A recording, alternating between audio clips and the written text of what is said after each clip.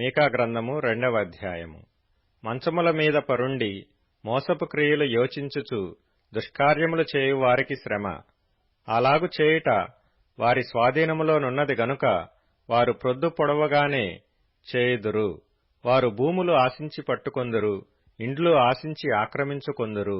ఒక మనిషిని, వాని కుటుంబమును, ఇంటి వానిని, వాని స్వాస్థ్యమును అన్యాయముగా ఆక్రమింతురు. కాబట్టి యెహోవా సెలవిచ్చినదేమనగా, గొప్ప అపాయకాలము వచ్చుచున్నది. దాని క్రింద నుండి తమ మెడలను తప్పించుకొనలేకుండునంతగాను, గర్వముగా నడువలేకుండునంతగాను ఈ వంశమునకు కీడు చేయనుద్దేశించుచున్నాను. ఆ దినమున జనులు మిమ్మును గురించి బహుగా అంగలార్చుచు సామెత నెత్తుదురు.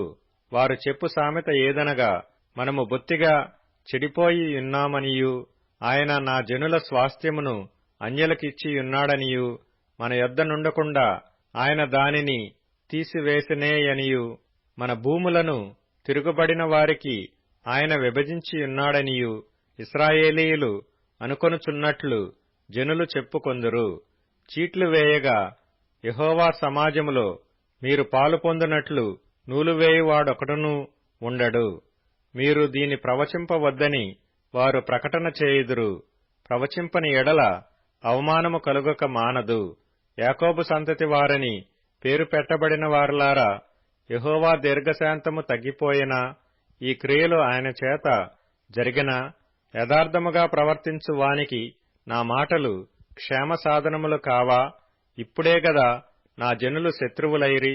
నిర్భయముగా సంచరించు వారిని చూచి వారు కట్టు పంచెలను మాత్రము విడిచి వారి పై వస్త్రములను లాగుకొందురు. వారికిష్టమైన ఇండ్లలో నుండి నా జనుల యొక్క స్త్రీలను మీరు వెళ్లగొట్టుదురు. వారి బిడ్డల యొద్ద నుండి నేనిచ్చిన ఘనతను ఎన్నడనూ లేకుండా మీరు ఎత్తుకొని పోవుదురు. ఈ దేశము మీ విశ్రాంతి స్థలము కాదు. మీరు లేచి వెళ్లిపోవుడి. మీకు నాశనము, నిర్మూల నాశనము కలుగునంతగా మీరు అపవిత్ర క్రియలు జరిగించితిరి. వ్యర్థమైన మాటలు పలుకుచు అబద్ధికుడై ద్రాక్షారసమును బట్టియు మద్యమును బట్టియు నేను మీకు ఉపన్యాసము చేయుదునని అబద్ధము చెప్పుచు ఒకడు వచ్చిన ఎడల వాడే ఈ జనులకు ప్రవక్తయగును. యాకోబు సంతతి, తప్పక నేను మిమ్మునందరినీ పోగు చేయుదును. ఇశ్రాయేలీలలో శేషించిన వారిని తప్పక సమకూర్చుదును. బొస్రా గొర్రెలు కూడునట్లు వారిని సమకూర్చుదును. తమ మేత స్థలములలో వారిని పోగు చేతును. గొప్ప ధ్వని పుట్టునట్లుగా మనుష్యులు విస్తారముగా కూడుదురు.